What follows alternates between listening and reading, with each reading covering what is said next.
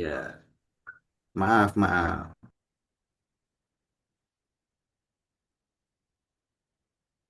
Oke, sudah siap juru rekamnya? Sudah masuk dari Nah, rekam. juru rekam itu termasuk tim anu ya, kalau di film itu ada juru rekam, juru kamera gitu ya. Ya kan? Ya, juru rekam. Silakan berbagi Bapak Ibu. Apa yang sudah Bapak Ibu dapatkan dalam sinkronus kedua selama 9 jam pembelajaran?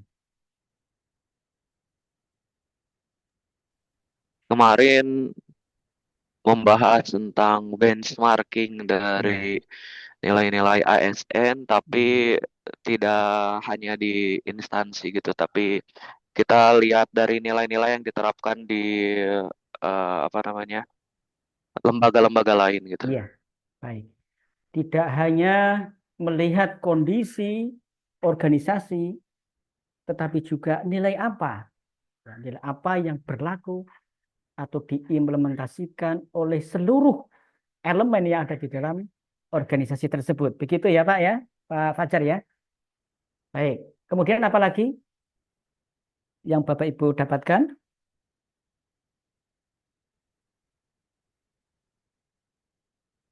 selain nilai-nilai itu? Nilai-nilai ASN dari tokoh, Pak. Nilai-nilai ASN dari tokoh atau role model ya, role model. Nah, Bapak Ibu yang saya hormati, yang pertama ya mengenai role model. Kalau yang ditampilkan kemarin ada nama siapa saja Bapak Ibu? Role modelnya? Gus Dur dari kelompok 3A, Gus It. Dur Bapak. Kemudian ada Susi Pujiastuti. ada siapa lagi? Ayo lupa. Ada siapa Bapak, lagi? Bapak Basuki, Pak. Pak Basuki Cahayapurnama. Ada siapa lagi? Susi Basuki Hadi Pujiastuti. Mulyono. Oh, Basuki Basuki ya. Hadi Mulyono yang Ya, Kementerian PUPR yang sekarang jadi kepala otorita ya. ya, Ya, siapa lagi? Gus Bu Dur Susi. kemana? Bu Susi Pujiastuti. Ya. Kemudian Asli. ada yang mengangkat Bu Risma apa tidak? Tidak ada, Pak. Tidak Tidak ada, ada. Pak. Ada siapa lagi? Udah itu, Pak. Nah, itu. Di kelompok 34 itu berapa tokoh? Kelompok 3A siapa tokohnya? Gus Jujur, Dur Pak. Bapak. Gus Dur. 3B Sama, Pak. sama Dilalah sama, tapi Pak. dilalah sama tapi dari sudut pandang yang berbeda Iya. ya. Beda ya sudut pandang yang Iya. beda. Kemudian kelompok 4A Gus Dur juga Bapak. khusus juga. Kelompok Oke. 4B Bu Susi Bapak. Ibu Susi. Nah, baik Bapak Ibu yang saya hormati. Beliau-beliau ini ya, baik yang ada di kelompok 3A, 3B, 4A, 4B, 1A, 1B, 2A, 2B adalah putra-putra terbaik bangsa. Saya ingin mengatakan begini Bapak Ibu. Jadi mari kita ajarkan kepada masyarakat kebiasaan untuk melihat sisi baik dari siapapun, terutama dari pemimpin negeri ini. Melihat dari sisi baik. Kalau melihat sesuatu dari sisi politik, kita yang namanya politik itu tidak lepas dari kepentingan, tidak lepas dari kecenderungan individu, tidak lepas dari saya yang paling, saya menang, saya adalah yang paling. Politik itu begitu.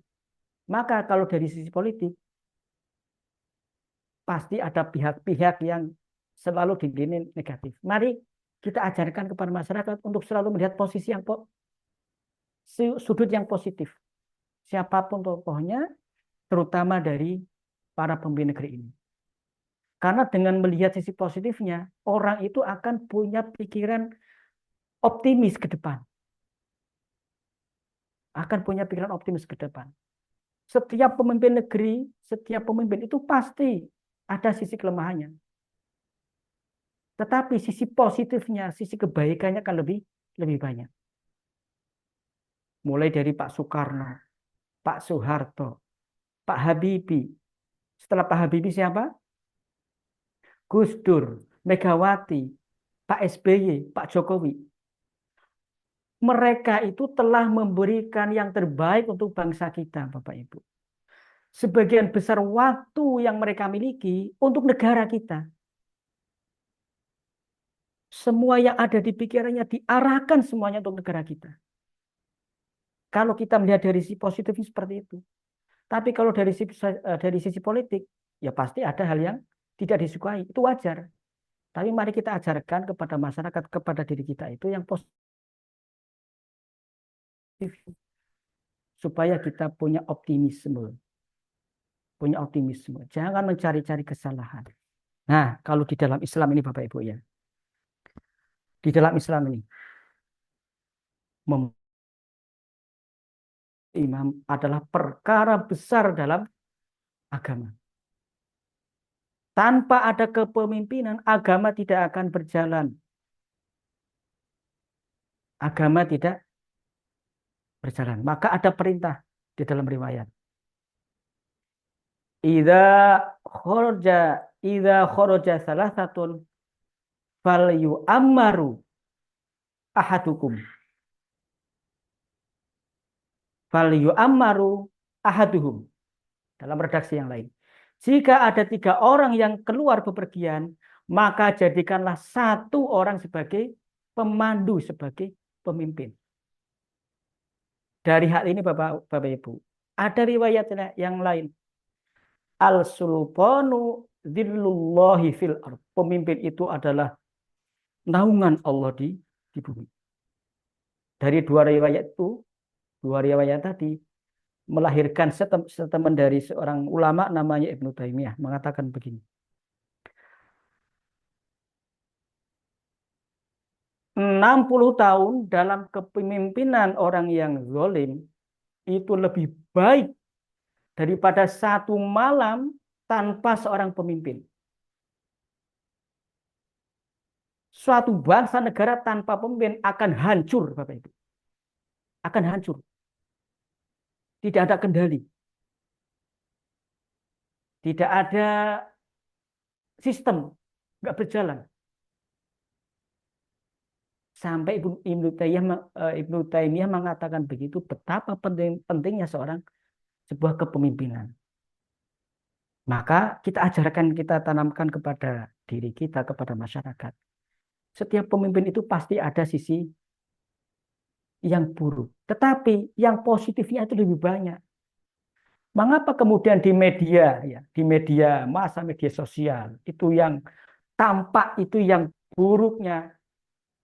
Karena yang buruk ini biasanya ini ya, mudah dikenali, mudah menjadi berita.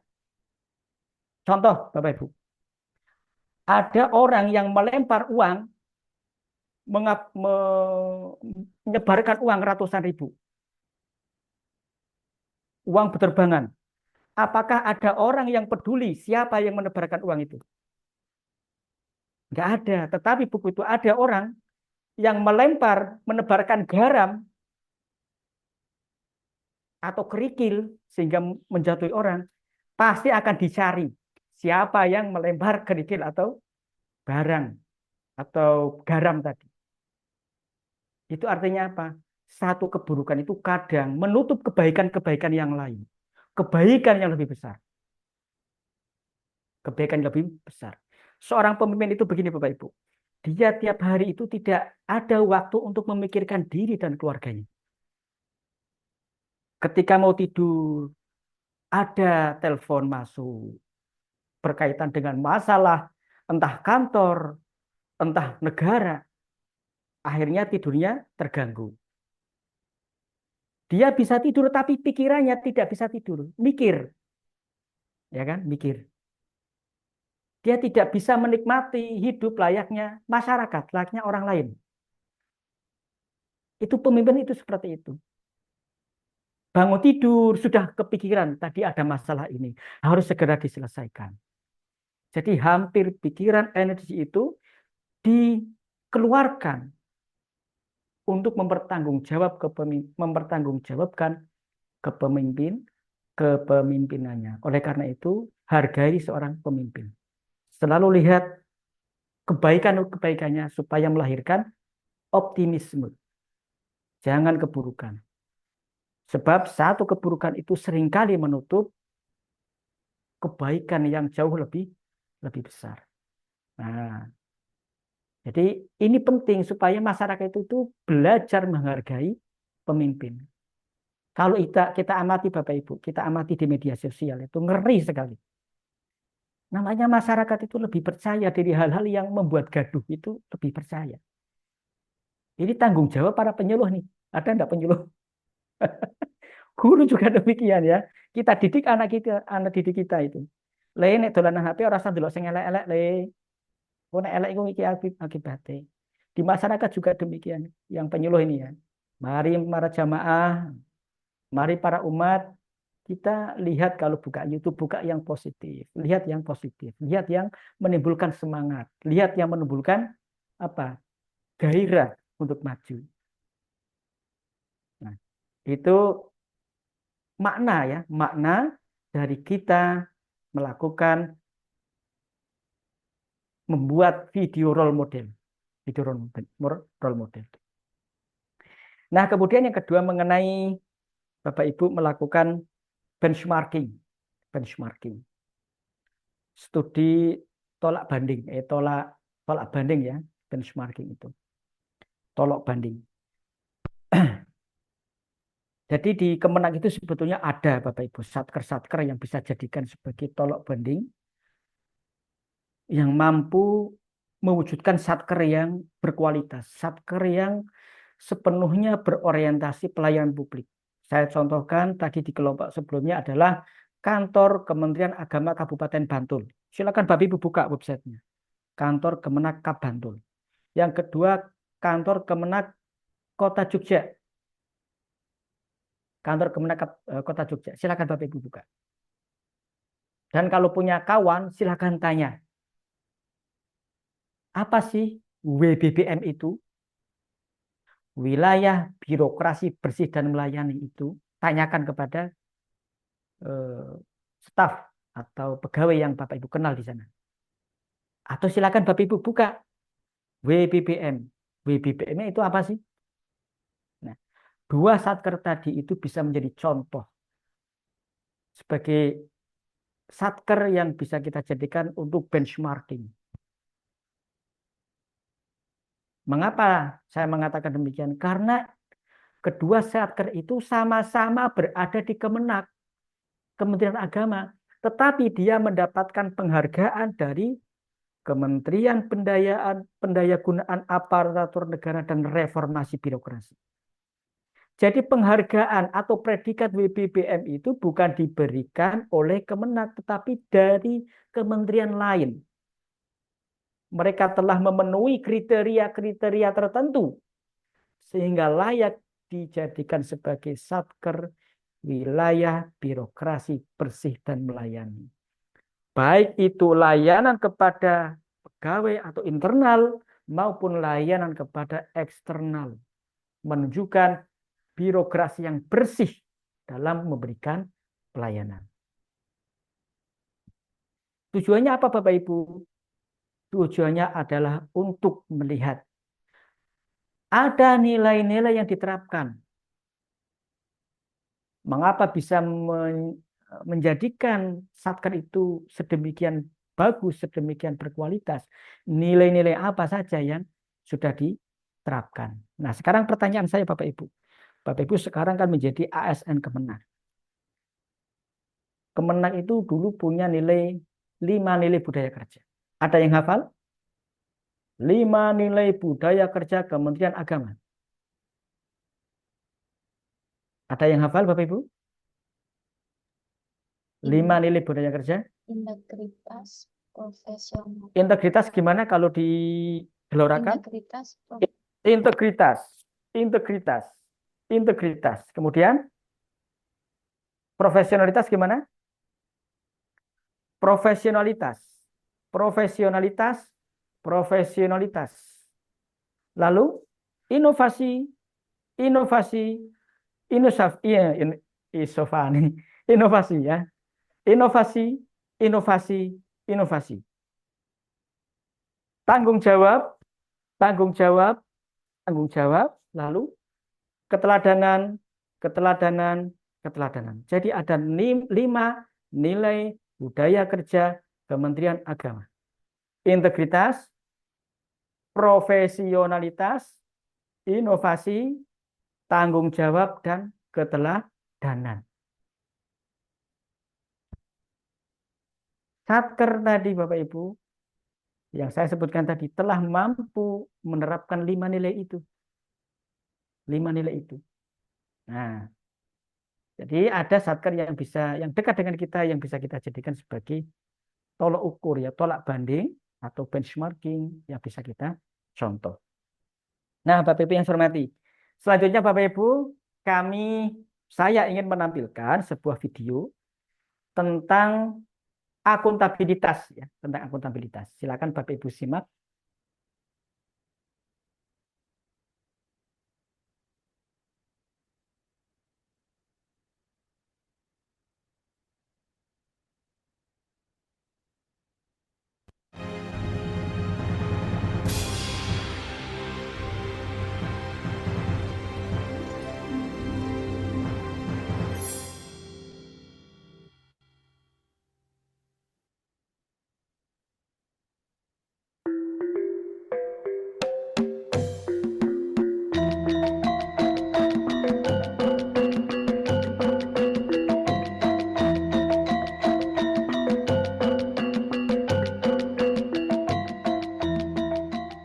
Jogja bagiku bukan sekedar tanah kelahiran, namun tempat di mana aku bisa mengabdi dan berbagi.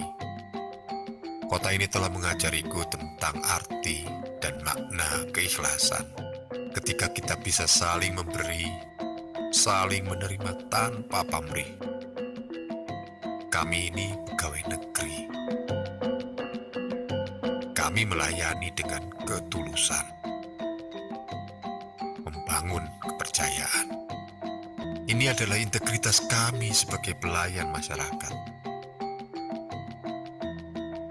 Beliau, Pak Heri Zudianto, yang mengajari kami agar tetap bercita-cita dan terus berkarya sampai kapanpun. Yang terus mendorong mengingatkan kami bahwa pelayanan adalah sedekah. Ajaran mulia yang harus kami pegang teguh. Menurut saya tujuan akhir seorang pemimpin adalah bagaimana mampu mengajak partisipasi masyarakat. Ya, masyarakat akan mau berpartisipasi, mendukung programnya, mendukung gagasannya. Itu pasti harus didalasi oleh rasa percaya. Nah, akuntabilitas publik adalah sebenarnya membangun kepercayaan masyarakat, yang dimana akhirnya masyarakat merasa bahwa pemerintahnya bisa dipercaya, dan akhirnya kita bicara layak didukung, layak dipartisipasi. Ya, misalkan kita sampai dari bicara mentaati perda, sampai katakanlah membayar pajak dan sebagainya. Orang akan sesungguhnya misalkan lebih rela membayar pajak atau retribusi apabila merasa bahwa setiap rupiah yang diberikan kepada pemerintah akan dipertanggungjawabkan dengan sebaik-baiknya.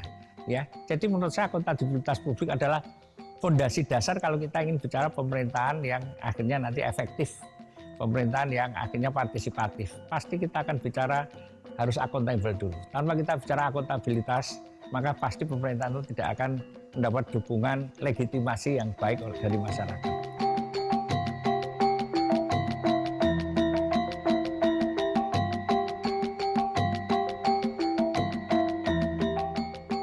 Jadi setelah saya bicara kekuasaan sebagai wakaf politik, maka saya mencoba mendudukan posisi bahwa saya harus merasa memiliki dan dimiliki semua. Saya betul-betul mencoba menomor berapakanlah kalimat atau ruang dimensi politik. Karena saya merasa saya milik semua, dan saya harus merasa memiliki, dan saya merasa dimiliki semua. Sehingga walaupun saya memang diusung dari misalkan partai-partai tertentu, maka saya harus merasa bahwa saya sekarang miliknya masyarakat Jogja. Demikian juga saya waktu komunikasi dengan Dewan, akhirnya saya sudah tidak akan bicara bahwa ada koalisi, ada oposisi. Itu adalah, ayo kita bareng bersama-sama, kita bicara program yang terbaik untuk Jogja. Termasuk di birokrasi pun saya sangat menomor kesiankan, bahkan mungkin saya tidak pernah memasukkan unsur-unsur katakanlah politik dan sebagainya. Karena kembali ke tadi, kalau sudah kita bicara wakaf, maka segala satunya harus kita bicara, tidak ada interest apapun di balik itu.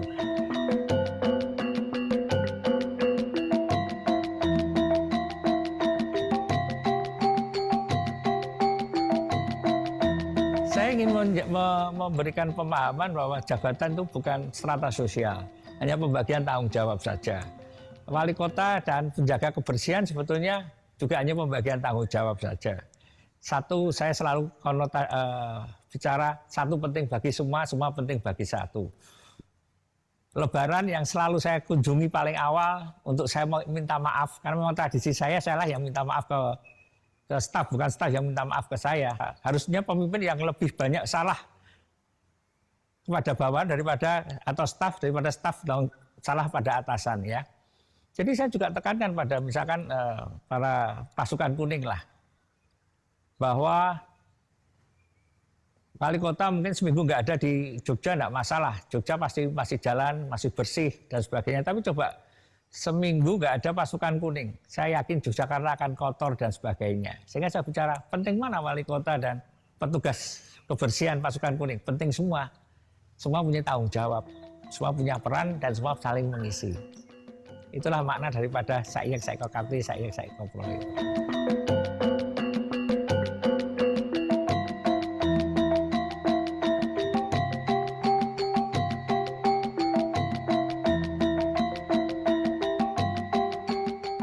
Sebuah kebahagiaan karena masyarakat dapat merasakan manfaat atas pelayanan kami selamanya dan menjadi kenangan yang tak terlupakan. Melegakan hati kami. Begitu pula di dunia usaha, semangat melayani dengan ketulusan adalah karya yang akan diingat konsumen sepanjang hidupnya.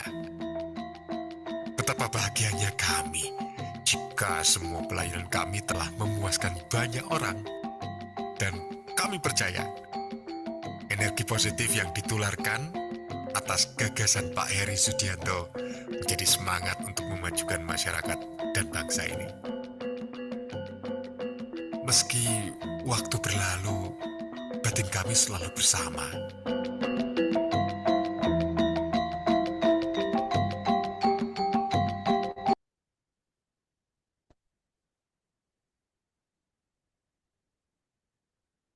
Ya, Bapak Ibu yang saya hormati, video tadi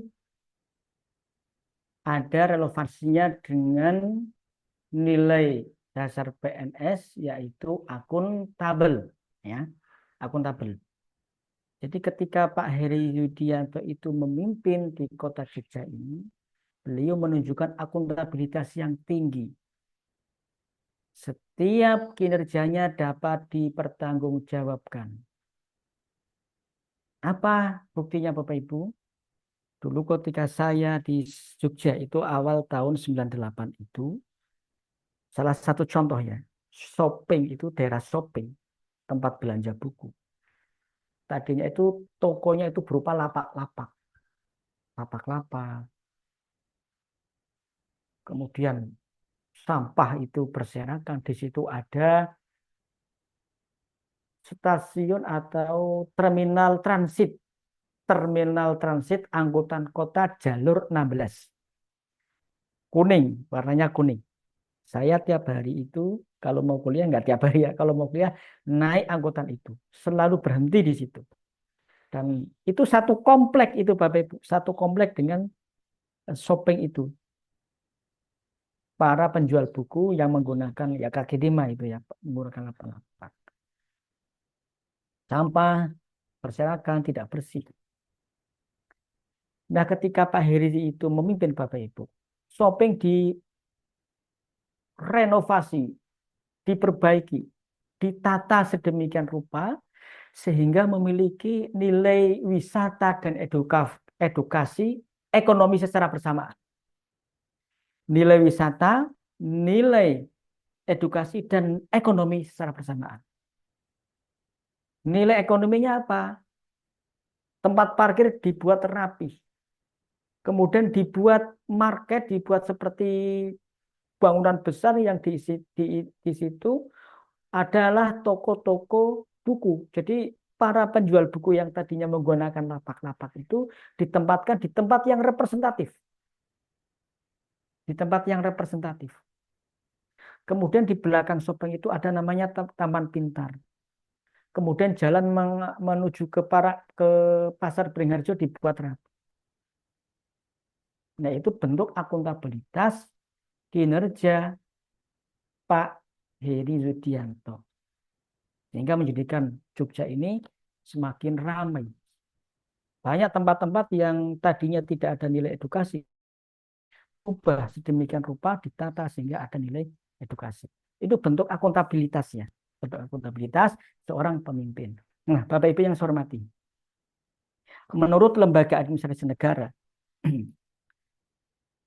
pelatihan yang Bapak Ibu lakukan ini, ikuti ini, bukan lakukannya. Pelatihan yang Bapak Ibu ikuti ini adalah miniatur pelatihan kepemimpinan. Coba. Miniatur pelatihan kepemimpinan. Kok tidak ada yang terpengarah ya, terperangah ya? Hah, gitu kok nggak ada ya? Jadi menurut Lembaga Administrasi Negara LAN yang memiliki kebijakan atau kurikulum Latsar ini, pelatihan dasar CPNS merupakan miniatur pelatihan kepemimpinan. Tetapi bukan pelatihan kepemimpinan. Nah, ini bisa dilihat dari indikator. Indikatornya apa?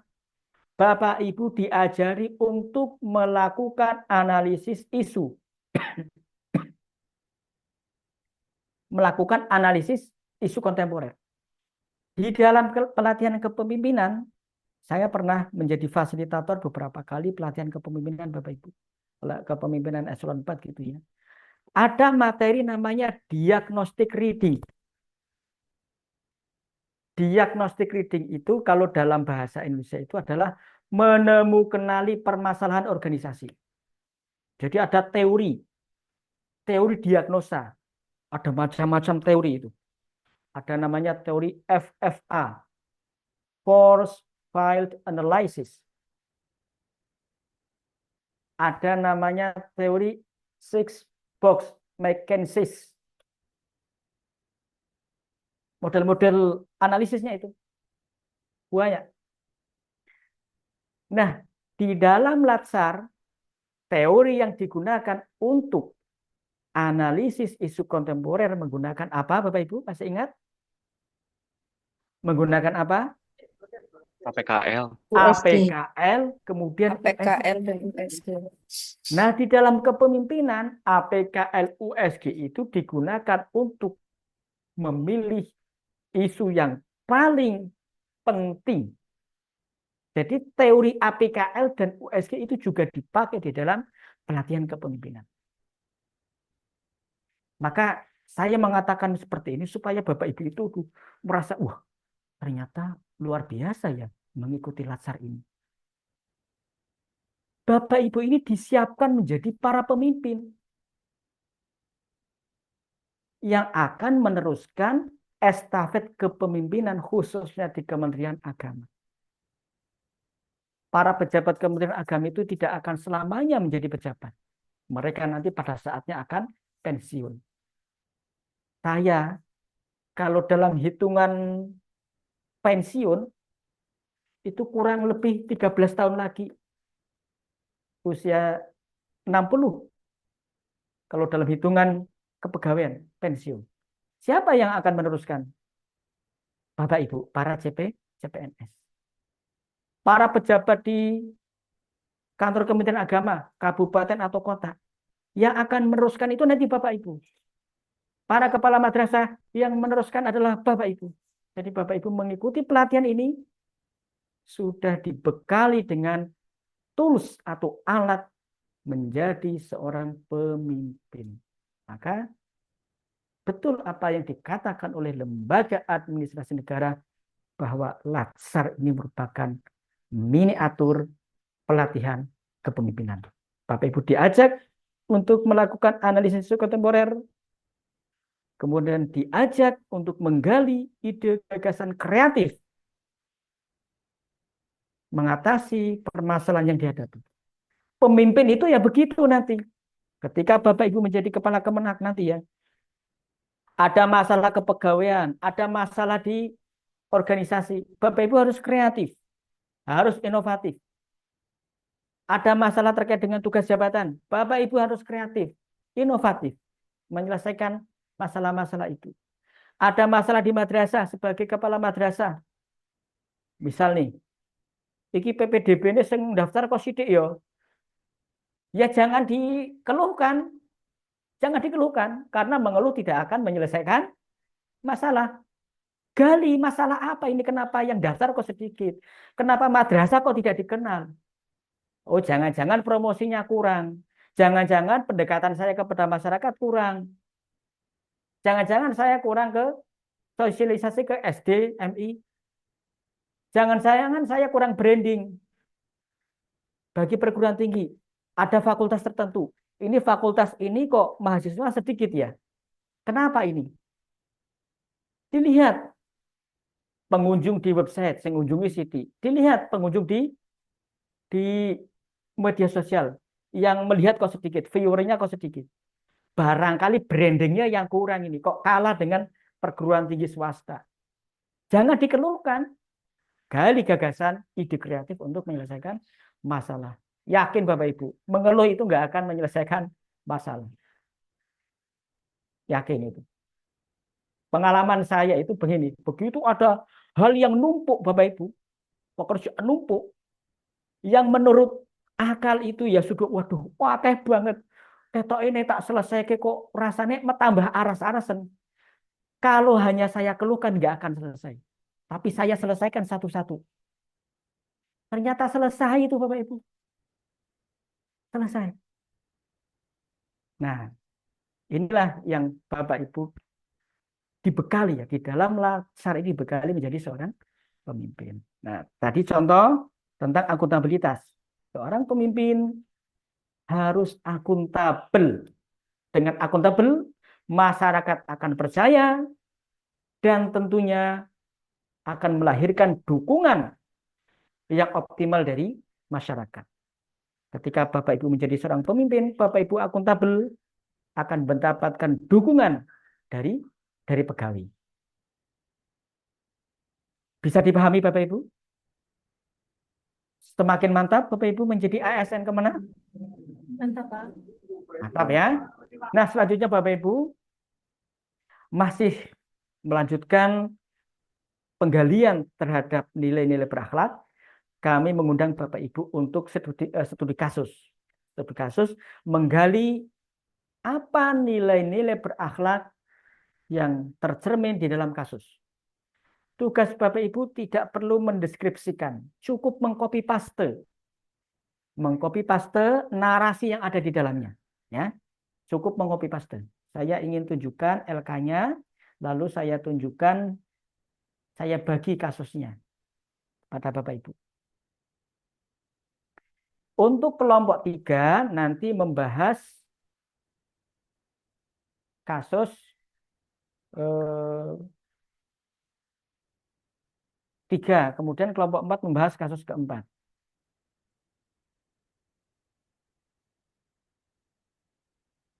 Nah, ini kelompoknya cuma 2 ya. Pak Latif bisa membuat breakout room lagi enggak ya?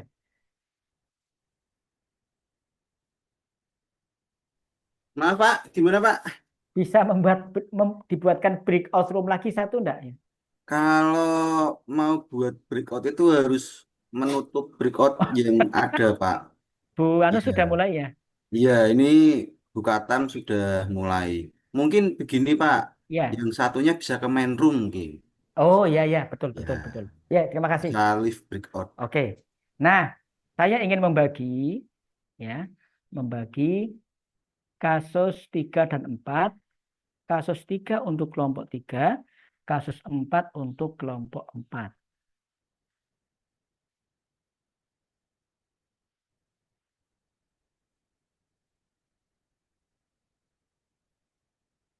Nah, silakan Bapak Ibu unduh. Belum muncul, Pak. Ya, sudah. Oke. Nah, nanti LK-nya begini Bapak Ibu ini LK-nya. Bapak Ibu tidak perlu membuat deskripsi. Jadi cukup di-copy saja. Contoh ini, ada nilai dasar berorientasi layanan. Saya mengcopy redaksi yang mengindikasi implementasi berorientasi layanan, yaitu mencatat kontak warga yang terdampak, lalu menghubungi mereka satu persatu. Nah, cukup di copy saja, Bapak Ibu. Itu ya. Nah, silakan Bapak Ibu diskusikan. Waktu diskusi 15 sampai 20 menit. LK ini saya bagi ya, bisa digunakan. Okay? Saya bagi dulu LK-nya di menu chatting.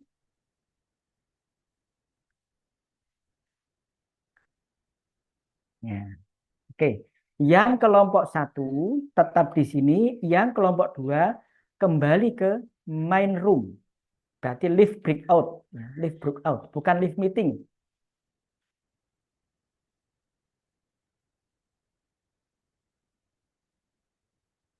Silakan Bapak Ibu, dimulai dari sekarang diskusi 15 sampai 20 menit. Kelompok 1 tetap di sini, kelompok 2 ke main room. Begitu ya. Kelompok Silakan. 3 dan 4 maksudnya ya, Pak? Maaf, saya ulangi, kelompok 3 dan 4. Kelompok 3 tetap di sini, kelompok 4 ke main room. Selamat Pak. berdiskusi. Ya, baik, Pak.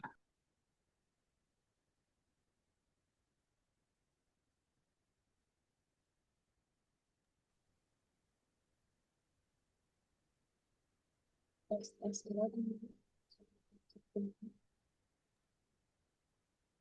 tes.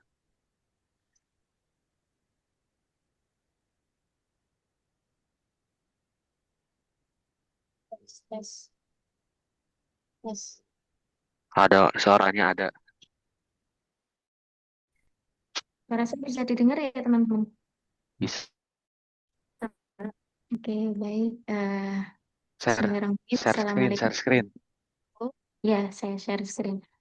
Teman-teman, kita membahas dan diskusi yang sesuai dengan di-share Bapak Subhan tadi. Saya izin share screen terlebih dahulu untuk kasus 3.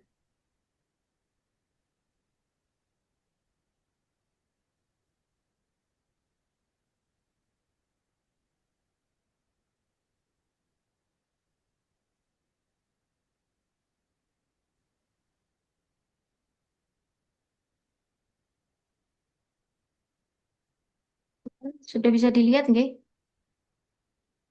Ya, sudah Mbak. Oke. Ada yang bertugas mengcopy ya.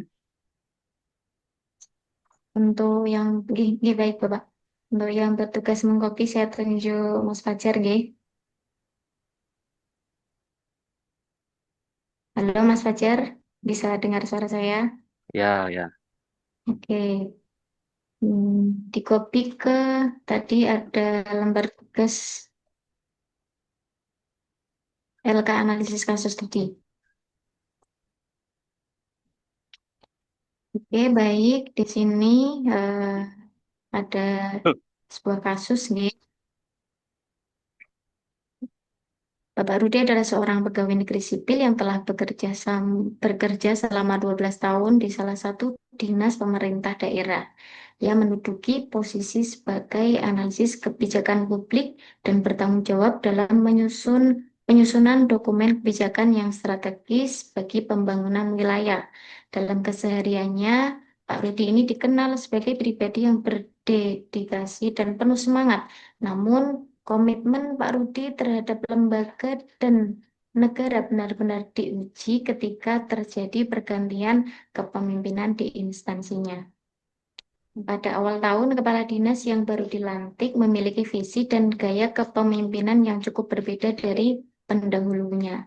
Banyak kebijakan baru mulai dirancang, termasuk perubahan sistem manajemen data pelayanan publik agar lebih terintegrasi.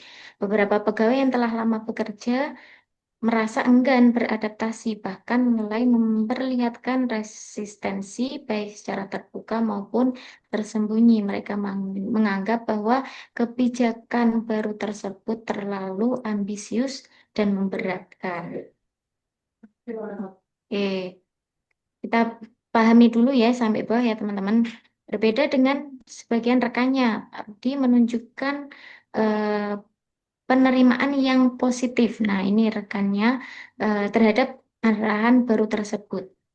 Ia memahami bahwa sebagai ASN tugas utamanya adalah mendukung roda pemerintahan berjalan dengan baik, bukan mempertahankan zona nyaman pribadi saja. Meskipun perubahan itu menuntut kerja tambahan dan pemahaman sistem baru, ia tetap menunjukkan semangat untuk belajar dan melibatkan diri secara aktif dalam proses transformasi. Saat terjadi perdebatan internal mengenai kebijakan integrasi data, Pak Rudi menjadi salah satu pihak yang menjembatani komunikasi antara pimpinan dan staf pelaksana. Ia tidak sekedar menjadi pelaksana kebijakan, tapi juga membantu menjelaskan arah dan tujuan kebijakan secara objektif kepada tim. Ia menyampaikan bahwa semua perubahan ini bertujuan untuk mempercepat pelayanan kepada masyarakat dan meningkatkan efisiensi kerja sesuai dengan amanat pemerintahan pusat. Nah, kemudian pada suatu hari Pak Rudi ini dihadapkan pada situasi yang menuntut integritasnya. Seorang kolega dari luar instansi yang juga merupakan kenalan lamanya meminta data internal mengenai proyek pembangunan infrastruktur dengan imbalan tertentu. Meski ia tahu bahwa data tersebut tidak tergolong rahasia tingkat tinggi, Rudi tetap menolak permintaan itu. Baginya, memberikan informasi institusi tanpa prosedur yang sah dapat menimbulkan resiko bagi lembaga, terlebih dari jika data tersebut disalahgunakan. Nah, mungkin teman-teman sambil saya bacakan dan sambil kita memahami bersama bisa menangkapkan kalau paragraf ini masuk ke dalam loyal kan. Di sini Pak Rudi tetap menolak permintaan dari temannya, yang mana itu membuka membuka rahasia dan bisa menimbulkan risiko bagi lembaga jika datanya disalahgunakan.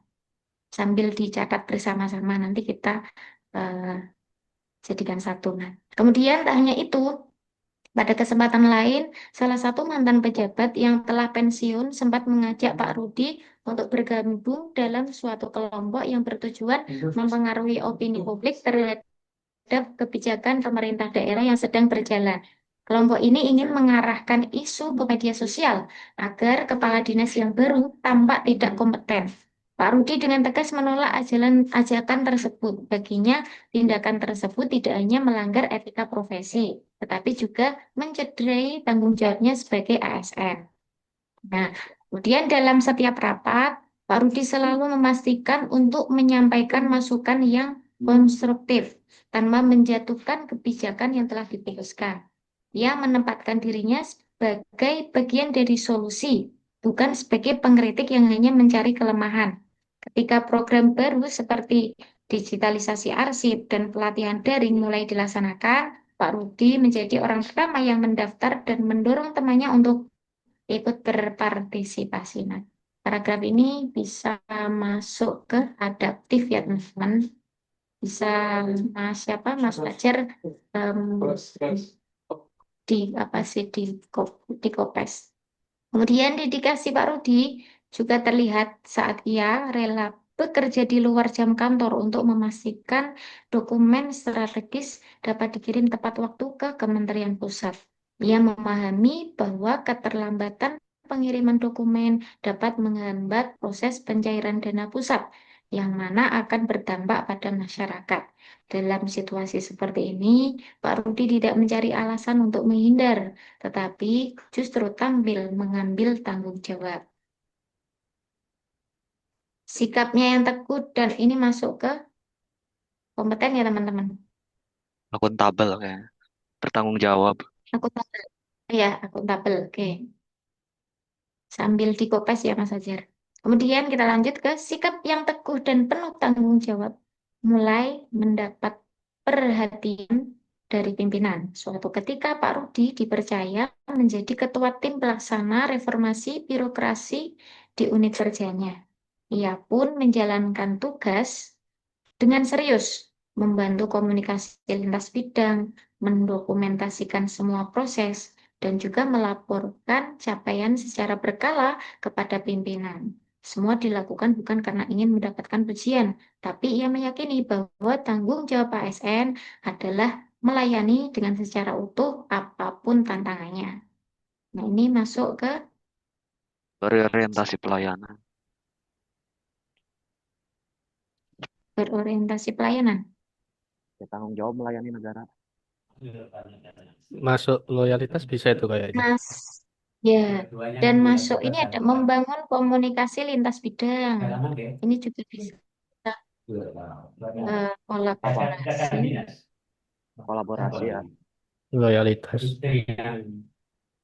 Ya, jadi nanti bisa masuk ke mana? Nanti di Kopes ya, Mas Fajar ya, yang bagian Kopes.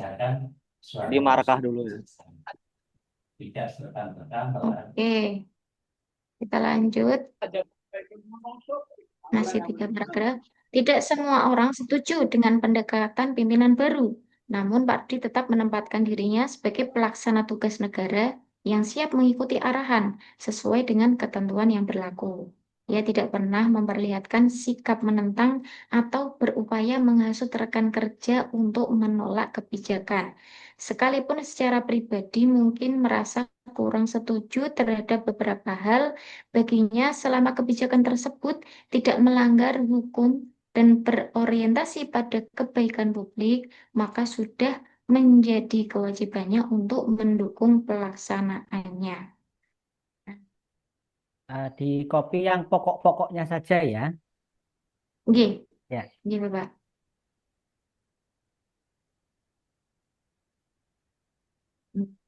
Kalau ini teman-teman kira-kira masuk di mana?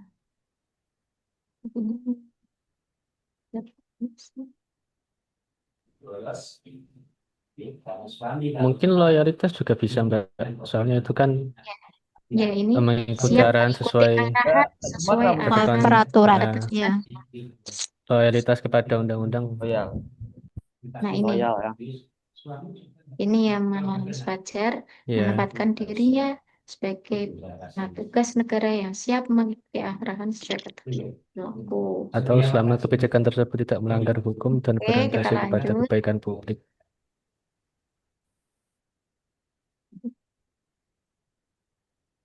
Lanjut, Mbak. Oke. Selanjutnya, Pak Rudi juga konsisten menjaga etika komunikasi, baik dalam forum formal maupun di media sosial pribadinya.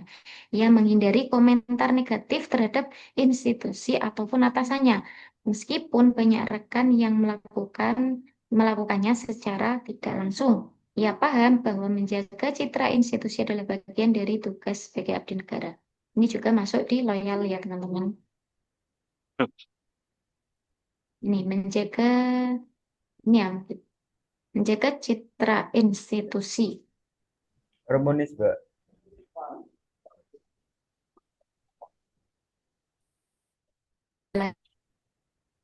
Yang mana juga konsisten menjaga etika komunikasi media sosial pribadinya, komentar negatif harmonis ya.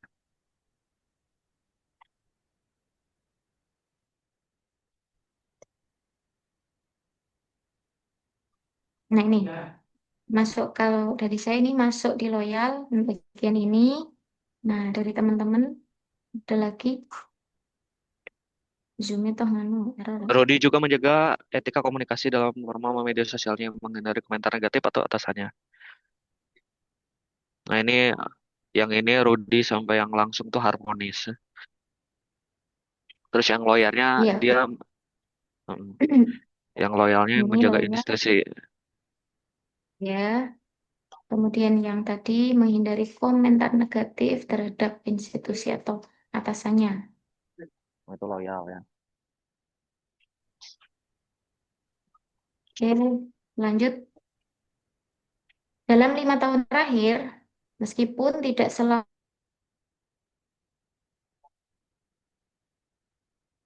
Suaranya. tapi karena rasa tanggung jawab terhadap Tes. Kelempar ya. Keluar, Mbak Bella.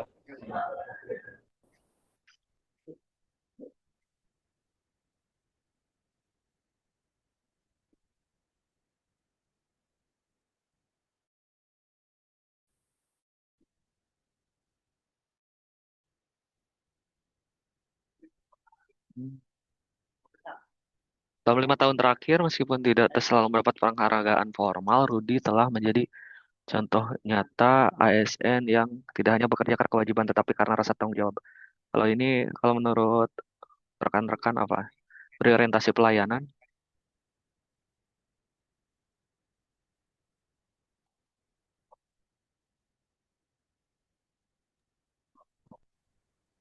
Tes, tes.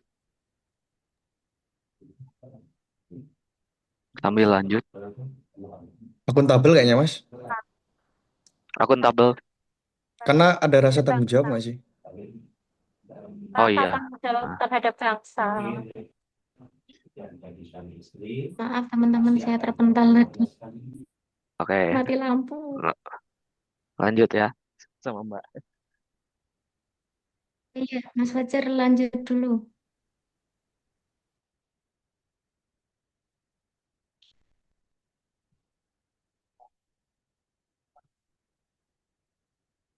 Akuntabel ya.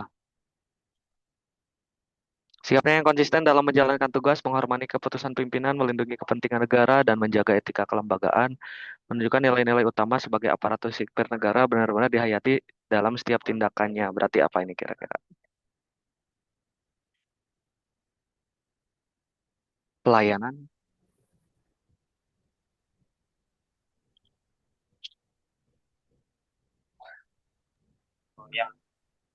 Iya ya, berorientasi pelayanan.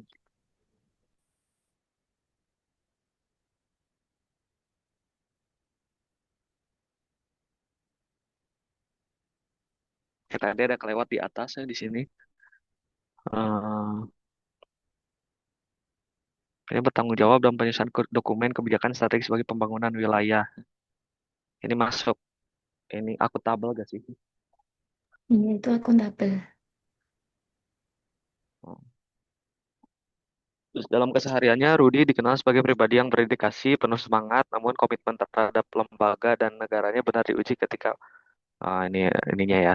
Nah, Pada iya. awal tahun, pada awal tahun, kepala dinas dilantik visi dan gaya kepemimpinan cukup berbeda dari pendahulunya. Banyak kebijakan baru dirancang. Beberapa pegawai telah lama merasa enggan. Nah, ini adaptif ya. Berarti nah, dia mau beradaptasi.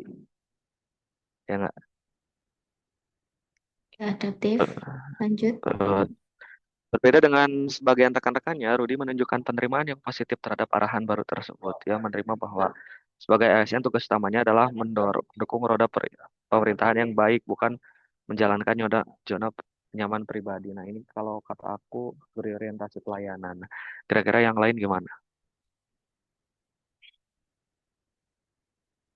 Mbak Mila, kira-kira menurut Mbak Mila? Ya, berorientasi pelayanan bisa.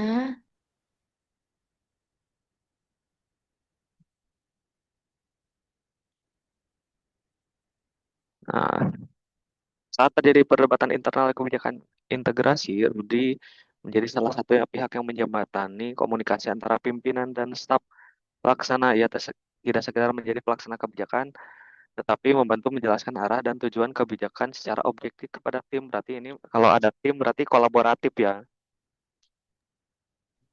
Tadi yang atasnya tadi yang masih setelah berorientasi pelayanan tadi, meskipun perubahan itu nanti masuknya adaptif juga itu. Adaptif. Mm. Kompeten ya, bisa juga kompeten. Oh, kompeten kan Kan itu apa terus ya? belajar, Ya, menuntut terus kerja belajar. tambahan dan pemahaman sistem baru. Nah, itu berarti belajar. Kalau itu berarti kan menuntut kompetensi. Kalau menurut aku sih.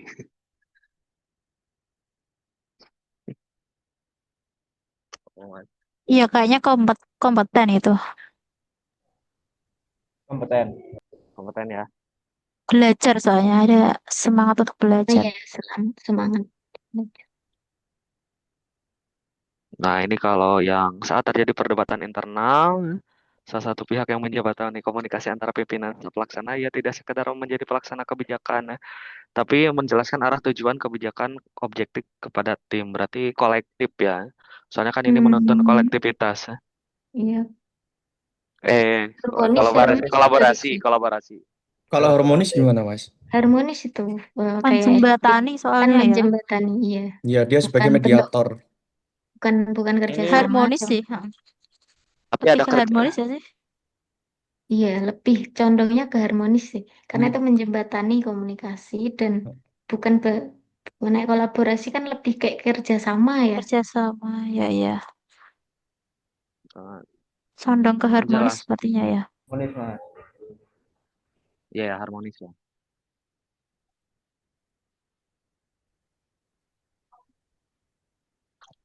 Atau dua, bisa harmonis, bisa kolaboratif juga ini masuk.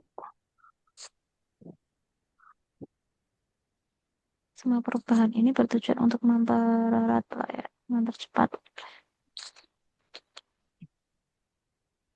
Tetapi orientasi pelayanan enggak sih? Cepat enggak enggak? membantu menjelaskan arah tujuan Oh, kebijakan oh yang itu. menjadi pelaksana, tidak hanya sebagai pelaksana kebijakan, tetapi membantu menjelaskan arah dan tujuan kebijakan secara objektif. Berarti kan ini kan ada kerjasama satu sama lain.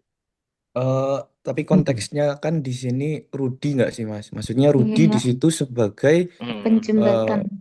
penjembatan kan. Maksudnya dia sebagai mediator gitu loh ke Iya, iya. para Ya staf berarti yang lain. harmonis ya. Harmonis. Di, ngopinya nggak usah banyak-banyak ya Bapak Ibu ya. Yang penting ada cukup indikator saja yang pokok-pokok saja ini. Oh iya. Oke, enggak. Oke. Gimana? Iya.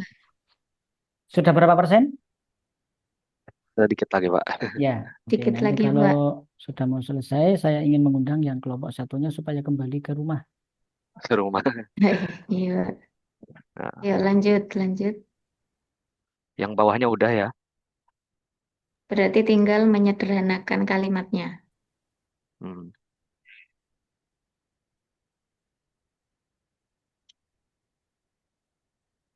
Ini akuntabel, bertanggung jawab ya.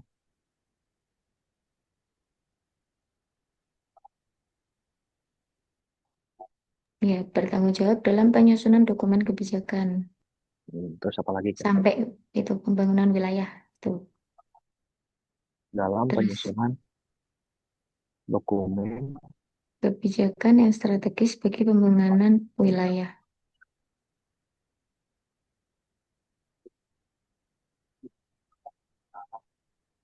Terus apa lagi kira-kira Mbak? Itu Dikit tuh. aja. Yaitu terus ditaruh di tadi tuh tabel yang tadi. Ya ini sambil diketik ya biar cepet. Oh ya, oh ngetik nggak di kopas saja. Kopas disederhanakan bahasanya. Soalnya itu 2 kali. Oke, oke. Selanjutnya teman-teman langsung di paragraf 1 itu aja ya akuntabel.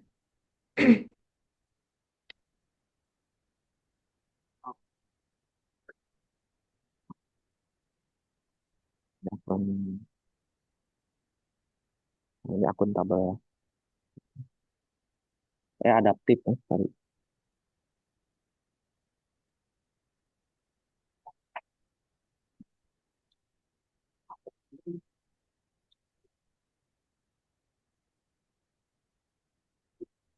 Rudy menunjukkan penerimaan positif pada arahan baru tersebut itu adaptif ya. Itu yang adaptif yang paragraf kedua tadi. Pada awal tahun itu tadi kan maksudnya adaptif tadi tuh. Terus hmm,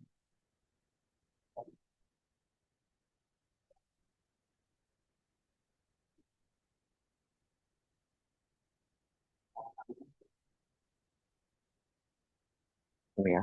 Terus Kata-katanya sudah menunjukkan dibuat semangat ya. belajar kompeten ya ini. Iya.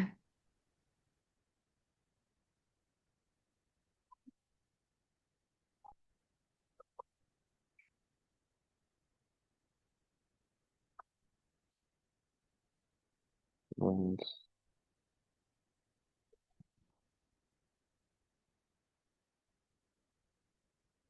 ya tidak hanya menjadi pelaksana kebijakan tapi bantunya harmonis ya.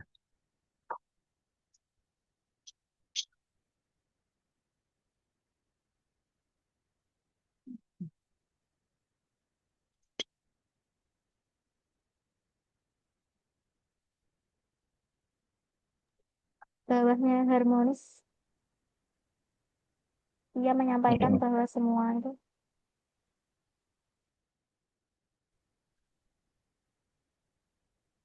Ini pelayanan kepada masyarakat ya. Bisa masuk betul. berorientasi pelayanan nggak? Iya, iya, iya. Soalnya Heeh, mempercepat pelayanan. heeh. Berarti memberikan pelayanan yang cepat kepada masyarakat gitu. Dan meningkatkan efisiensi kerja. Nah, Baik, ya. Mm-mm. Bapak Ibu, kelompok 3 cukup ya. Ini kelompok 4 sudah bergabung kembali. Oke, ya boleh. Baik, Ya. dipersilakan kepada kelompok 4 dulu ya untuk mempresentasikan hasil diskusi.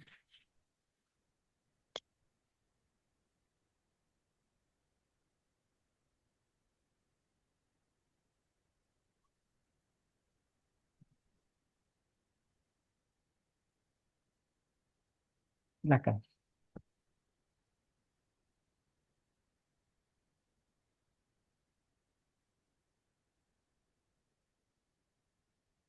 Baik, terima kasih Bapak. Izin saya menyampaikan terkait hasil dari diskusi kelompok 4, bahwa di sini terdapat beberapa yang ditemukan terkait nilai-nilai berakhlak dari studi kasus yang diberikan oleh Bapak Ahmad Subhan. Yang pertama yaitu terkait berorientasi layanan.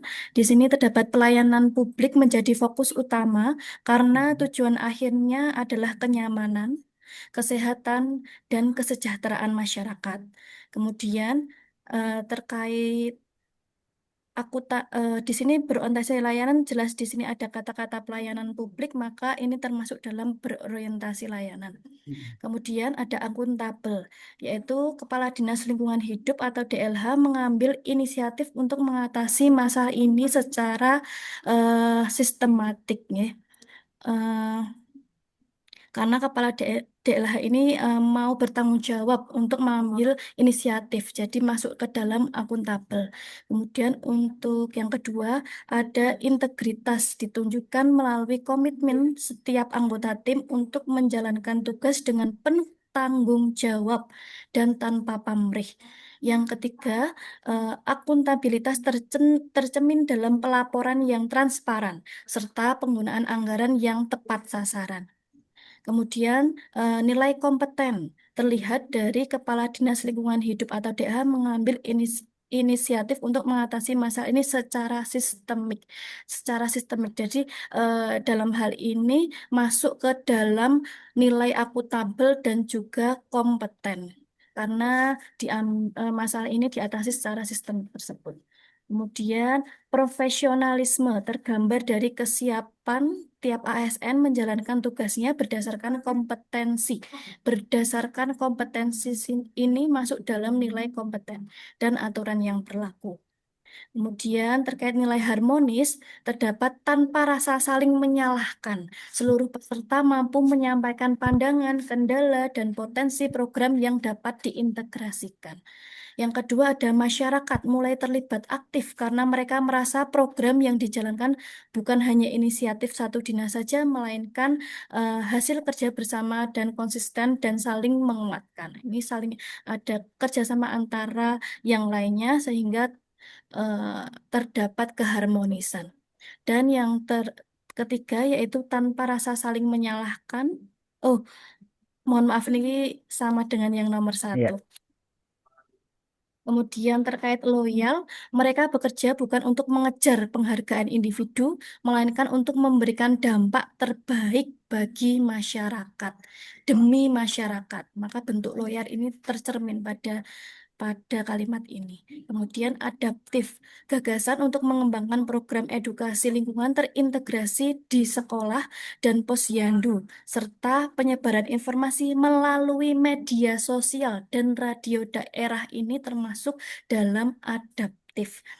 Kemudian ada beberapa kepala daerah dari provinsi tetangga datang berkunjung untuk mempelajari pola kerja lintas dinas yang berhasil dijalankan oleh para ASN di daerah tersebut. Maka kepala dinas ini mau belajar lagi, maka termasuk dalam adaptif. Yang terakhir ada kolaboratif. Di sini ia mengajak perangkat daerah lainnya yang berkaitan langsung maupun tidak langsung dengan isu pengelolaan sampah seperti Dinas Kesehatan, Dinas Pendidikan, Dinas Komunikasi dan Informatika, serta Dinas Pemberdayaan Masyarakat dan Desa untuk duduk bersama dan merumuskan solusi. Ada kerjasama antara beberapa dinas.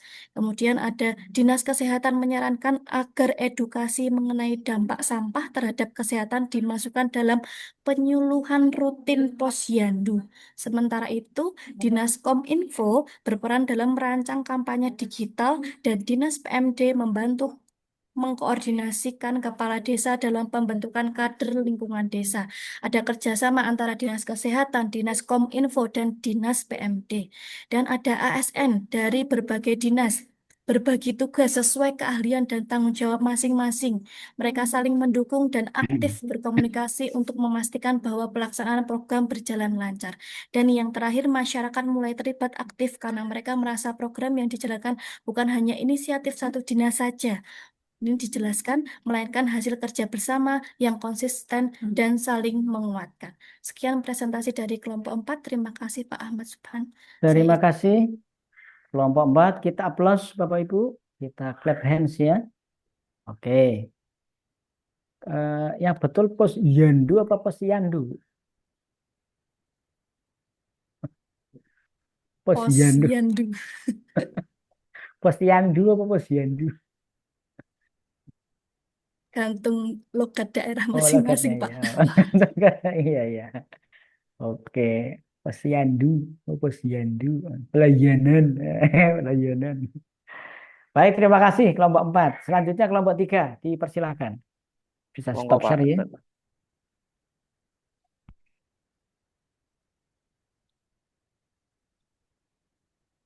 Sebentar Pak. Sebentar.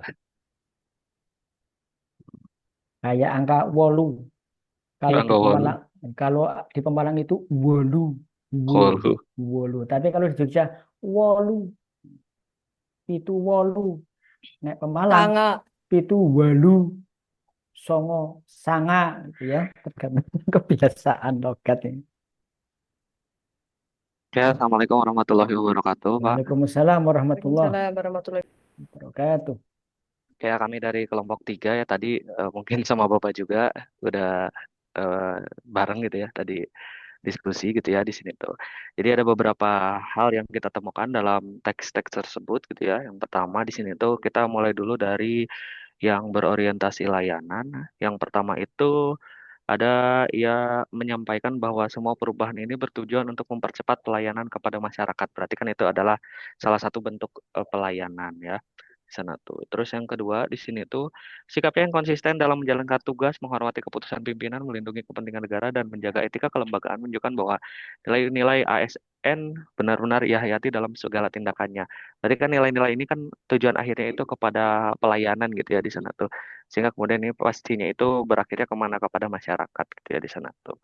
Oke, terus selanjutnya akuntabel gitu ya. Di sini tuh apa aja? Dia bertanggung jawab dalam penyusunan dokumen kebijakan pembangunan wilayah gitu ya di sana tuh. Berarti dia apa namanya tuh bertanggung jawab gitu ya pada tugasnya gitu ya, Rudi gitu ya di sana tuh. Terus selanjutnya ia memahami bahwa keterlambatan pengiriman dokumen dapat menghambat proses pencairan dana pusat yang akan berdampak pada masyarakat. Dalam situasi seperti ini, Rudi tidak mencari alasan untuk menghindar, tetapi tampil mengambil tanggung jawab. Nah, itu kan salah satu nilai akuntabel gitu ya di sana tuh. Terus selanjutnya, dalam 5 tahun terakhir, meskipun tidak selalu mendapatkan penghargaan formal, Rudi telah menjadi contoh nyata ASN yang tidak hanya bekerja karena kewajiban, tetapi karena rasa tanggung jawab terhadap bangsa. Nah, itu juga kan adalah salah satu contoh akuntabel di sana tuh. Dan juga bisa loyal ya.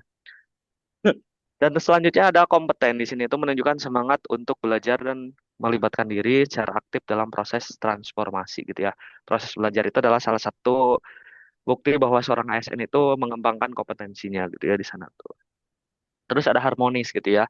Di sini tuh ada kata di mana ia tidak sekedar menjadi pelaksana kebijakan tetapi juga membantu menjelaskan arah dan tujuan kebijakan secara objektif kepada tim. gitu ya di sana tuh. Jadi supaya tidak terjadi perpecahan gitu ya di sana tuh dia menjadi penengah gitu ya di sana tuh. Terus selanjutnya Rudy juga konsisten menjaga etika komunikasi baik dalam forum formal maupun di media sosial pribadinya yang menghindari komentar-komentar negatif terhadap institusi atasannya meskipun banyak rekan yang melakukannya secara tidak langsung. Nah, ini kan menjaga keharmonisan juga gitu ya dalam sebuah instansi gitu ya di sana tuh. Nah, terus selanjutnya ada loyal gitu ya. Rudy tegas menolak ajakan yang melanggar etika profesi tapi juga mencederai tanggung jawabnya sebagai aparatur sipil negara gitu ya di sana tuh. Nah, itu salah satu contoh loyal gitu ya kepada bangsa dan negara gitu ya di sana tuh dan juga institusinya. Dan yang kedua, baginya selama kebijakan tersebut tidak melanggar hukum dan berorientasi kepada kebijakan publik, maka sudah menjadi kewajibannya untuk mendukung pelaksanaannya. Nah, ini bukti bahwa Rudi itu loyal terhadap institusi dan negara Republik Indonesia. Terus yang ketiga, ia paham bahwa menjaga citra institusi adalah bagian dari tugasnya sebagai abdi negara. Nah, itu adalah salah satu gambaran mengenai loyal gitu ya di sana tuh. Ya, Dan terus selanjutnya ada adaptif gitu ya. Di sini tuh ya, Rudy menunjukkan penerimaan positif terhadap arahan baru. Terus yang kedua, ketika baru ada program baru digitalisasi, Rudy itu mengajak teman-temannya, berarti kan ingin mengajak teman-temannya untuk berubah gitu ya di sana tuh. Terus yang ya, ketiga, ketika program baru digitalisasi arsip daring ya, di situ Rudy menjadi orang pertama yang mendaftar gitu ya di sana tuh. Nah, itu adalah salah ya, satu contoh adaptif. Dan yang terakhir itu adalah kolaboratif. Di sini tuh ada redaksi, ia pun menjalankan tugas itu dengan serius, membangun komunikasi lintas bidang, mendokumentasikan semua proses dan melaporkan capaian secara berkala kepada pimpinan. Berarti di sini ada kolaborasi dengan bidang yang lain gitu ya di ya, instansinya. Oke, ya. mungkin terima kasih Pak dari kelompok kami. Assalamualaikum warahmatullahi wabarakatuh. Waalaikumsalam warahmatullahi wabarakatuh. Ya, kita upload Bapak Ibu untuk kelompok satu. Ya, ada satu yang masuk di semua level, di semua nilai, yaitu gitu ya. Pak Pak Pak Fajar tadi mungkin nggak sadar gitu ya. Iya, ya. Ya udah biasa Pak ya. Ya, itu Pak ya. Ya, baik Bapak Ibu yang saya hormati, apa tujuan Bapak Ibu studi kasus ini? Kira-kira apa? Gimana Pak? Tujuan Bapak Ibu melakukan studi kasus ini, analisis kasus, implementasi Itu pemaknaan. supaya bisa menganalisis di Satker, Pak. Iya, tujuannya apa? Benar-benar benar-benar memahami nilai-nilai berakhlak yang mana itu diimplementasikan dalam kehidupan sehari-hari. Ya, memahami nilai berakhlak. Jadi tujuannya adalah mengetahui cara mengimplementasikan. Ya, mengetahui cara mengimplementasikan nilai berakhlak dalam pelaksanaan tugas jabatan. Nah, itu dan tadi masing-masing sudah menyampaikan ya hasil diskusinya ya. Nah, selanjutnya Bapak Ibu, saya ingin mengetahui LK 3 individu, yaitu tentang pemaknaan agenda 2 dalam bentuk metrik. Masih ingat Bapak Ibu? LK3? Iya, Silakan ada. tunjukkan kepada forum ya, silakan tunjukkan nanti akan kita lihat. Pak Fajar atau siapa? Silakan. Saya ingin membahas lalu bisa dijadikan sebagai panduan, sebagai modal, sebagai tolok ukur ya untuk nanti Bapak Ibu membuat rancangan aktualisasi. Silakan. Pak Fajar ya tadi ya mungkin ya. Yang LK individu 3 Pak. Oh, mau ditunjukin, Pak? Ya, Takut. tunjukkan. Ya, kayak. Tidak apa-apa. Nanti saya ulas, kemudian nanti Bapak Ibu bisa jadikan sebagai itu tadi panduan untuk membuat rancangan aktualisasi.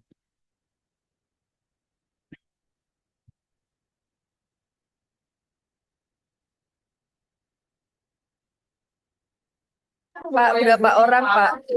Satu saja cukup, satu saja. Siapa?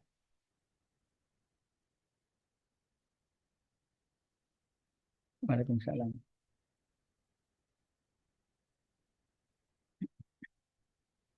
Nah, cukup, Bu.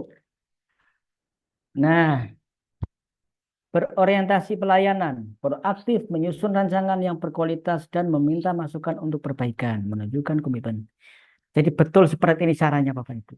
Bapak Ibu di kolom ini menjelaskan cara mengimplementasikan nilai berakhlak. Bagaimana cara melakukan atau mengimplementasikan berorientasi layanan? Jelaskan di kolom ini.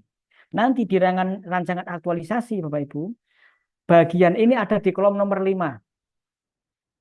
Jadi di kolom nomor 5 itu adalah menjelaskan cara Bapak Ibu mengimplementasikan nilai berakhlak di tiap kegiatannya. Kegiatan 1 ada nilai berakhlak, misalnya berorientasi layanan, kompeten, adaptif. Misalnya ini ya. Lalu bagaimana cara mengimplementasikannya? Bapak Ibu deskripsikan di kolom 5 itu. Di rancangan aktualisasi itu. Nah, ini contohnya sudah relevan ya. Berorientasi layanan. Caranya apa? Proaktif menyusun rancangan yang berkualitas dan meminta masukan untuk perbaikan. Kolaboratif, membangun kerjasama. Saya akan membangun kerjasama yang efektif dengan mentor melalui diskusi. Ini cara yang pertama itu bisa seperti ini ya. Nah, cara yang kedua Bapak Ibu, ini sudah menurut saya ini sudah bagus, sudah relevan. Jadi sudah menunjukkan caranya. Sudah benar. Nah, cara yang berikutnya Bapak Ibu, saya ingin menunjukkan contoh. Silakan ditutup dulu Bu.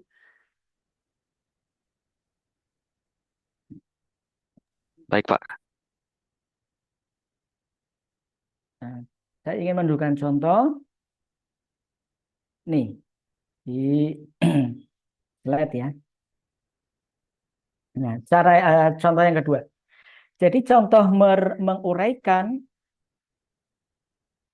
implementasi berakhlaknya dengan deskripsi seperti ini. Saya akan menerima kritik dan saran yang diberikan untuk terus melakukan perbaikan tiada henti sebagai proses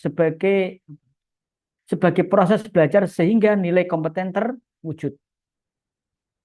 Saya akan menjaga sikap selama berkonsultasi dengan mentor agar tetap kondusif, agar tidak mengganggu orang di sekitar sehingga nilai harmonis tetap terwujud.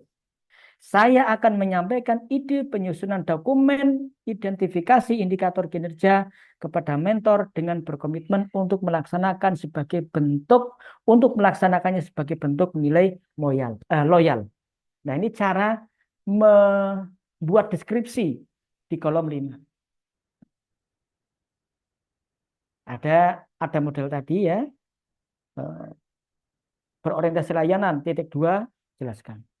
Jadi bisa dengan menambah kata saya. Karena di sini Bapak Ibu, yang dituju sebagai sasaran dalam implementasi adalah peserta pelatihan. Jadi menambah kata saya. Sampai di sini Bapak Ibu bisa paham nggih? Bisa memahami ya. Karena pemahaman saat ini yang akan nanti Bapak Ibu gunakan dalam membuat rancangan aktualisasi. Bisa dipahami Bapak Ibu? Ada yang perlu diklarifikasi? Contoh ini akan saya Maaf boleh ya. Pak Subhan, mohon maaf Ya. boleh lihat tabel atasnya apa saja keterangannya, apakah sama dengan yang sudah dibuat atau ternyata berbeda? Sama Bu, ya sama. Hanya ini Sama. ada garis-garisnya. Nanti yang untuk Bapak Ibu tidak perlu garis nggak apa-apa. Jadi menggunakan kegiatannya. Jadi patokannya kegiatannya. Di kegiatan ini ada nilai apa saja. Kalau tadi di contohnya itu ada garis pembatas antara satu nilai dengan nilai yang lain. Akan saya share ya. Bentar, saya buka lagi contoh yang lain. Nah, ini.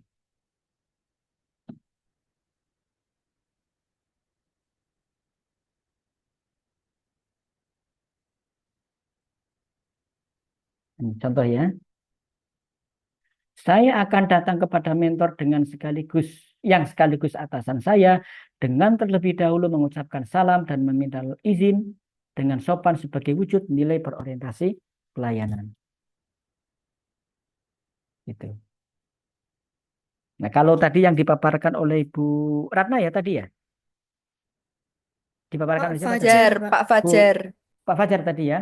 Itu sudah mirip itu. Sudah mirip. Tadi tinggal menambah kata saya akan, saya akan. Namanya saja rancangan kan? Rancangan itu kan ya akan. Betul ya? Jadi kalau punya Pak Fajar tinggal ditambahi. Saya akan, apa tadi Pak? Di bagian pertama Pak? Tadi di bagian pertama Berorientasi proak- layanan. proaktif penyusun rancangan yang Nah, berkualitas. saya akan proaktif. Nah, Oh, gitu ya. ya ya ya. Saya akan proaktif menyusun rancangan yang berkualitas. Kemudian yang kedua apa, Pak? Yang kedua, kolaboratif membangun kerjasama yang Nah, efektif. saya akan berkolaborasi dalam membangun kerjasama. Saya akan kolaboratif membangun kerjasama. Saya akan. Bisa dipahami ya Pak Fajar ya, Bapak Ibu yang lain ya? Ya, Pak. Oke. So, Nah, kemudian kalau sudah saya ingin memperdalam ya bagian rancangan aktualisasi ini Bapak Ibu. Di rancangan aktualisasi ini nanti ada 6 kolom yang Bapak Ibu buat.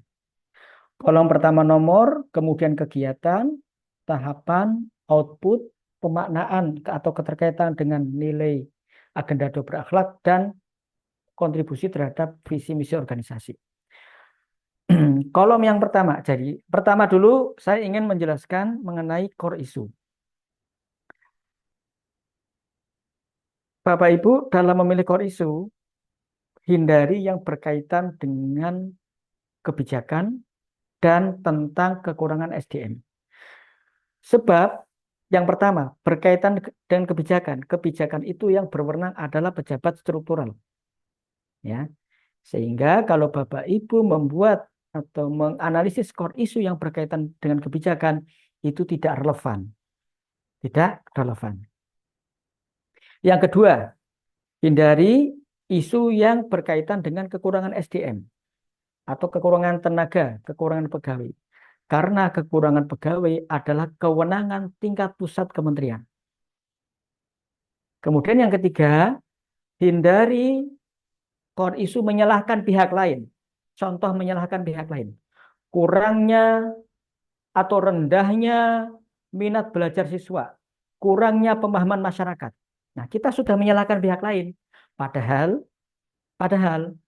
di dalam pelatihan ini yang menjadi sasaran adalah peserta pelatihan. Yang menjadi objek analisis isu adalah tugas jabatan. Maka hindari core isu yang menyalahkan pihak lain. Tadi saya contohkan kurangnya pemahaman masyarakat, rendahnya minat siswa, rendahnya hasil belajar. Tetapi fokus pada tugas jabatan. Nah, rendahnya pemahaman masyarakat, menurunnya hasil belajar, rendahnya motivasi. Itu bisa jadi diakibatkan karena ada masalah dalam tugas kita. Itu. Contoh, rendahnya pemahaman masyarakat terhadap prosedur pelayanan di KUA. Coba kita evaluasi layanan di KUA. Apakah sudah maksimal dalam memberikan sosialisasi? Apakah sudah maksimal dalam memberikan pemahaman? Maka core isunya adalah misalnya nih, kurangnya sosialisasi bla bla bla bla di KUA yang menyebabkan rendahnya pemahaman masyarakat. Nah, menyebabkan rendahnya pemahaman masyarakat itu nanti dijelaskan di deskripsi isu. Deskripsi isu itu ada di bab 2. Rendahnya sosialisasi layanan KUA di KUA bla bla bla. Nanti dijelaskan di deskripsinya. Karena sebab ada rendahnya sosialisasi maka menyebabkan rendahnya atau kurangnya pemahaman masyarakat terhadap layanan KUA. Seperti itu. Jadi lebih pada kita. Nah, kemudian terkait dengan minat belajar siswa. Jangan-jangan minat belajar siswa rendah itu adalah disebabkan karena kita salah. Kita salah atau kita kurang mengoptimalkan penggunaan media atau metode pembelajaran. Maka dalam merumuskan core isunya kita bisa menggunakan redaksi seperti ini. kurang optimalnya dalam penggunaan media pembelajaran, kurang variatifnya penggunaan media pembelajaran, bla bla bla bla. Sehingga minat belajar siswa rendah. Jadi dampak dari minimnya, dampak dari kurang variatifnya kita menggunakan metode atau media pembelajaran adalah minat belajar siswa rendah, motivasi belajar rendah. Maka yang perlu diperbaiki apa Bapak Ibu? Metode, media dalam pembelajaran. Itu yang ketiga, nggih. Jangan Bapak Ibu yang ketiga, jangan menyalahkan pihak lain. Sampai di sini bisa dipahami ya Bapak Ibu ya. Nah, Berarti Kak, kemudian mengenai kegiatan Bapak Ibu. Nah, di dalam rancangan aktualisasi itu nanti ada minimal 5 kegiatan. 5 kegiatan atau aktivitas yang masuk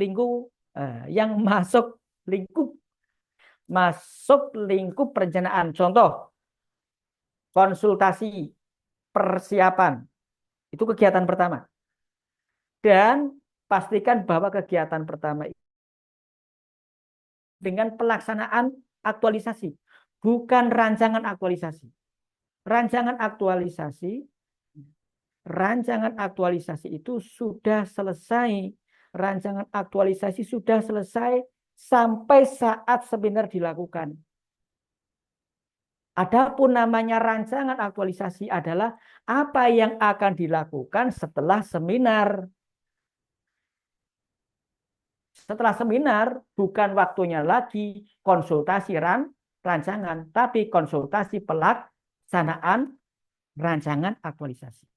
Maka di dalam kegiatan tadi yang pertama, misal nih, pelaksanaan aktualisasi atau persiapan pelaksanaan aktualisasi atau konsultasi pelaksanaan aktualisasi. Jadi sebelum Bapak Ibu melakukan kegiatan inti, konsultasi dulu, persiapan dulu, koordinasi terlebih dahulu. Koordinasi pelaksanaan aktualisasi. Itu kegiatan pertama. Bisa dibunyikan begitu. Bisa dibunyikan koordinasi pelaksanaan aktualisasi. Kemudian pelaksanaan konsultasi atau konsultasi pelaksanaan aktualisasi. Nanti tahapannya apa? Tahapannya misalnya nih, Bapak Ibu di kegiatan pertama, koordinasi pelaksanaan aktualisasi. Kegiatan yang pertama, konsultasi dengan mentor. Kegiatan kedua, pengusulan pembuatan tim. Ketiga, bla bla bla bla. Tahapannya itu. Ya, bisa dipahami ya sampai sini Bapak Ibu ya. Nah, kegiatan 2, 3, 4, misalnya ada 5 kegiatan, 2, 3, 4 adalah kegiatan inti yang Bapak Ibu gagas. Lalu kegiatan terakhir adalah evaluasi dari pelaksanaan dari ide gagasan tadi. Misal Bapak Ibu punya ide gagasan adalah pemanfaatan media. Maka kegiatan kelima adalah evaluasi pemanfaatan media bla bla bla bla. Nanti tahapannya evaluasi pembuatan laporan aktualisasi. Evaluasi dan pembuatan laporan aktualisasi. Jangan ada monitoring, karena monitoring itu yang melakukan adalah pihak ketiga. Contoh yang melakukan monitoring adalah Balikdiklat. Ya kalau dimonitoring, kalau tidak, maka jangan lakukan evaluasi. Evaluasi itu yang bisa melakukan adalah Bapak Ibu. Oke ya. Jadi kalau monitoring itu yang melakukan pihak ketiga. Evaluasi yang melakukan adalah pihak pertama atau Bapak Ibu sendiri. Jadi bunyikan evaluasi pemanfaatan media bla bla bla. Evaluasi kegiatan sosialisasi bla bla bla. Jadi berkaitan dengan ide gagasannya. Sampai di sini bisa dipahami ya Bapak Ibu ya. Nah, sekarang mengenai output. Output ini harus berkaitan dengan tahapan. Relevan dengan tahapan. Maka ketika menyusun tahapan kegiatan, redaksinya atau deskripsinya harus jelas indikatornya. Harus jelas kegiatannya. Supaya ketika membuat rumusan output itu jelas. Yang namanya output, Bapak Ibu ini perhatikan semua ya. Yang namanya output itu adalah sesuatu yang dapat dilihat.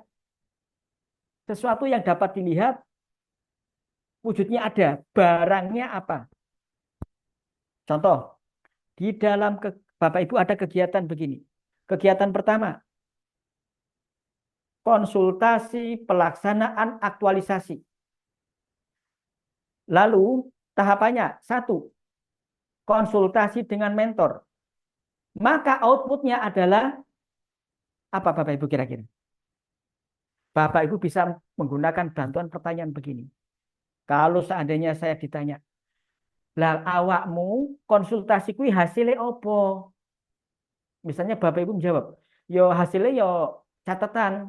Lah saya catatan ini di iki barangin. Maka outputnya adalah catatan hasil konsultasi. Sudah cukup. Relevan ini. Jadi tahapannya konsultasi, outputnya catatan hasil konsultasi. Kemudian ada tahapan kedua. Melakukan identifikasi bla bla bla. Outputnya apa supaya relevan? Laporan hasil identifikasi atau catatan atau lembar identifikasi. Jadi relevan Bapak Ibu, antara tahapan kegiatan ada identifikasi, di output ada lembar identifikasi atau catatan identifikasi. Kemudian di tahapan ada kegiatan, ada tahapan misalnya sosialisasi bla bla bla bla. Maka outputnya adalah laporan sosialisasi. Laporan sosialisasi. Jadi selalu relevan. Apa? Selalu relevan. Sampai di sini bisa dipahami Bapak Ibu? Cara merumuskan outputnya. Selalu lihat tahapannya apa? Pembuatan media bla bla bla. Maka outputnya adalah media bla bla bla bla. Itu namanya relevan. Karena output itu harus smart. Smart itu adalah spesifik. Spesifik itu barangnya jelas, opo?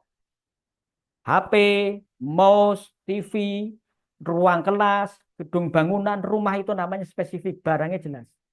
Kemudian measurable dapat diukur. Titik-titik berapa meter persegi? 1, 2, 300 meter persegi misalnya. Jadi ukurannya jelas, dapat diukur. Kemudian achievable, dapat diperoleh. Jadi jangan ada output yang tidak dapat diperoleh. Contoh yang tidak dapat diperoleh. Menangkap satu tuyul misalnya. Nah, tuyulnya kayak apa? Karena iso gitu. Satu tuyul. Nggak bisa diperoleh, susah itu. Kemudian menangkap satu jin misalnya. Itu tidak terukur, tidak bisa diukur, tidak bisa dicapai, tidak bisa diperoleh. Jadi contoh yang diperoleh, ya ini satu buah HP, satu unit handphone, satu unit mouse, satu unit laptop, 300 meter persegi ruang kelas, satu gedung bangunan. Berapa meter persegi? Smart, achievable. Kemudian relevan. Relevan itu tadi saya contohkan. Kalau di tahapan ada identifikasi, maka di outputnya bunyikan lembar identifikasi. Kalau di tahapannya ada media, maka di output ada media. Media pembelajaran bla bla. Dan tidak usah panjang-panjang. Yang penting jelas. Catatan konsultasi. Laporan sosialisasi. Sudah cukup. Sampai di sini bisa dipahami ya Bapak Ibu ya. Output. Merumuskan output. Nah, untuk berkaitan dengan pemaknaan berakhlak, tadi sudah saya contohkan. Dan sudah Pak Fajar tampilkan. Contohnya seperti ini. Seperti itu, bukan inu ya. Nah, saya bagi melalui chat contoh pemaknaan ya. Pemaknaan yang tadi. Silakan diunduh. Pak ingin bertanya. Ya, sebentar Pak, saya share dulu kemudian silakan. Eh, oke, ada lagi silakan kalau ada yang ingin dikonfirmasi. Assalamualaikum Pak. Oh, Waalaikumsalam warahmatullahi. berarti Pak kalau nanti ketika perancangan aktualisasi ya, isu yang di agenda 1 tuh bisa aja berubah gitu ya Pak. Bisa sangat berubah, ya, bisa sangat berubah. Nah, mengenai isu, saya ulangi lagi, isu itu cara menganalisisnya ada 3. Jadi untuk menentukan isu, 1, Bapak Ibu bisa menggunakan proses normal, yaitu menggunakan APKL USG. Nah, pastikan bahwa core isu itu berkaitan dengan tugas jabatan Bapak Ibu. Tugas jabatan. Kemudian, kalau tidak memungkinkan, Bapak Ibu bisa perluas, yaitu tugas dan fungsi organisasi. Dan itu adalah batas terakhir. Kalau yang di madrasah, maka tugas organisasinya adalah madrasah. Tidak boleh menyeberang ke Kemenak atau ke KUA. Yang di KUA, ya fokus di KUA saja. Kalau yang di Kemenak, ya fokus di Kemenak itu saja. Tidak boleh menyeberang ke yang lain. Tetapi yang diprioritaskan adalah tugas jabatan. Kalau guru ya berkait dengan tugas jabatan guru. Kalau penyuluh terkait dengan tugas jabatan penyuluh. Penghulu terkait tugas jabatan penghulu. Itu yang kedua ya. Jadi yang pertama, pastikan sesuai dengan tugas jabatan. Yang kedua, jika tidak memungkinkan terkait dengan tugas fungsi organisasi. Nah, bisa jadi ada mentor nitip. Mas, jenengan garap iki wae Mas. Menyelesaikan isu iki wae Mas. Itu boleh diakomodasi. Namanya core isu mandatori. Core isu mandatori. Nah, ketiga-tiganya Bapak Ibu, baik yang berkaitan dengan tugas jabatan, terkait dengan tugas organisasi ya, core isu terkait dengan tugas jabatan, isu organisasi maupun mandatori, semua harus dikonsultasikan dengan mentor. Oke. Nah, di hari yang ke-12 nanti Bapak Ibu akan masuk ke coaching pertama pembimbingan rancangan aktualisasi. Nah, disitulah dimungkinkan ada perubahan core isu yang Bapak Ibu lakukan, analisis core isu yang Bapak Ibu lakukan di agenda 1. Nah, di hari ke-12 nanti dimungkinkan ada perubahan. Jadi masih bisa berubah sampai sebelum diseminarkan. Sebaiknya pada saat hari ke-12 sudah tidak berubah lagi. Jadi hari ke-12 itu nanti masih Bapak Ibu konsultasikan. Kemudian hari ke-13 sesuai jadwal loh ya Bapak Ibu. Hari ke-12 Bapak Ibu analisis core isu lagi, ke-13 analisis core isu dan konsultasi mentor, ke-14 membuat metrik, ke-15 membuat metrik. Nah, ke-16 17 itu harapannya sudah tidak ada perubahan core isu lagi. Nah, biasanya ya sudah selesai, tidak ada perubahan biasanya. Maka yang penting sering komunikasi dengan mentor. Sampai di sini bisa dipahami Bapak Ibu ya? Bisa. Oke. Nah, selanjutnya Bapak Ibu, kalau sudah saya bisa kira cukup ya untuk pendalaman agenda 2. Oleh karena itu Bapak Ibu selanjutnya sebelum Bapak Ibu mengakhiri agenda 2, kita semua mengakhiri agenda 2, kami beri waktu 1 menit Bapak Ibu merumuskan pembelajaran agenda 2 ini dalam 2 kata. Silakan direnungkan, rumuskan agenda 2 berakhlak dalam 2 kata. Ya, dipersilahkan.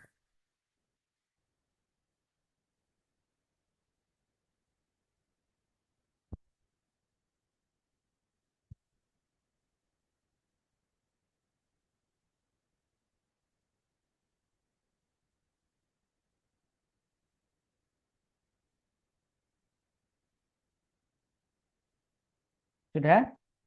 Cukup ya, dimulai dari Pak Izul. Semua mic dihidupkan supaya langsung bersautan gitu ya. Dari Pak Izul, agenda 2 berakhlak dalam 2 kata. Silakan. Keteladanan dan kepercayaan. Keteladanan dan kepercayaan. Pak Fajar. Agenda 2 berakhlak. Pelayanan terbaik. Pelayanan terbaik. Pak Erwin. Integritas dan keren, Mbak. Berintegritas dan keren. Pak Nabil. Informatif dan solutif. Informatif dan solutif. Pak Rifki. Nilai dasar, Pak. Nilai dasar. Ibu Millatul. Kinerja optimal. Kinerja optimal. Pak Faiz. Masih mute mic-nya. Integritas dan tanggung jawab. Integritas dan tanggung jawab. Pak Munif. Kritis luar biasa. Kritis luar biasa. Ibu Hastuti. Terus belajar. Terus belajar. Ibu Rizky. Membuka mata. Membuka mata. Ibu Titik. Agenda 2 berakhlak. Terima kasih pembelajarannya, Pak. Terima kasih pembelajarannya. Agenda 2 berakhlak. Ibu Ratna. Menguatkan tekad. Menguatkan tekad. Agenda 2 berakhlak. Ibu Yuni. Diri. Diulangi Ibu. Jati diri, Pak. Jati diri. Pak Syamsul. Agenda 2 berakhlak. Birokrasi melayani. Birokrasi melayani. Ibu Sinta. Agenda 2 berakhlak. Ibu Sinta. Suara masih mute. Halo Ibu Sinta. Ibu Sinta. Ibu Sinta Sepertinya suara mic-nya tidak rusak, Pak. Oh ya, baik. Oke. Ibu Rizky. Agenda 2 berakhlak. Best value. Ulangi Ibu. Best value. The best value. Ibu Syafina. Agenda 2 Jelas berakhlak. dan terang. Jelas dan terang. Ibu Resa. Agenda 2 berakhlak. Ibu Resa. Ibu Resa. Ulang Ibu. ASN Ulangi. ASN berakhlak. ASN Ibu berakhlak. Nadia. Ibu Nadia. Terus berdedikasi. Terus berdedikasi. Terakhir Pak Habibi. Agenda 2 berakhlak. Sangat mencerahkan. Sangat mencerahkan. Baik, terima kasih Bapak Ibu. Terakhir saya pesan Bapak Ibu. Ketika nanti seminar, pastikan peralatan Bapak Ibu berfungsi optimal. Terutama mic, ya. Mikrofon pastikan dapat didengar dengan jelas. Jaringan, kalau wifi di madrasah atau KUA tidak memadai, sementara beli paket data dulu. Pakai paket data sendiri, pastikan lancar. Karena problematika atau kendala saat Zoom itu pengaruhnya luar biasa. Pengaruhnya ya dalam proses itu nanti lama dan nanti jadi tidak fokus. Bisa membuat penguji tidak fokus. Jadi pastikan mikrofon, kemudian laptop, kemudian jaringan itu bagus, memadai. Sementara pinjam dulu tidak apa-apa. Ya, pinjam dulu tidak apa-apa. Pada saat seminar pastikan itu semua lancar, ya Bapak Ibu. Terima kasih. Mohon maaf apabila ada salah dan marilah kita akhiri dengan bacaan tahmid bersama. Alhamdulillahirrahmanirrahim. Mohon maaf. Saya akhiri. Assalamualaikum warahmatullahi wabarakatuh. Waalaikumsalam warahmatullahi wabarakatuh. Ada tugas akhir ya Bapak Ibu. Saya unggah tugas individu terakhir hari ke-9 ya. Silakan diunduh di chat. Oke. Nah, silakan diunduh. Baik Bapak Ibu, demikian tadi pembelajaran agenda 2 dari Bapak Ahmad Subhan. Jangan lupa filenya di-download ya. Terima kasih Mas Latif ya. Oke Pak Subhan, ini bentar untuk kelompoknya satunya sudah selesai Pak belum ya? Oh, Saya izin kelompoknya off ya, sudah Mas selesai. Latif, Bapak Ibu. Ya, ini saya beri waktu 5 menit ya hingga 11.40 untuk mendownload bagi yang belum mendownload filenya yang di chat. Soalnya kalau sudah ditutup nanti nggak bisa didownload. Ya. Dan jangan lupa nanti jam setengah 2 ya, gabung ke Zoom lagi untuk pembelajaran agenda 3 yang akan diisi oleh Ibu Sri Katamwati. Ya, demikian, silahkan yang sudah download bisa langsung live Zoom. Terima kasih. Assalamualaikum warahmatullahi wabarakatuh.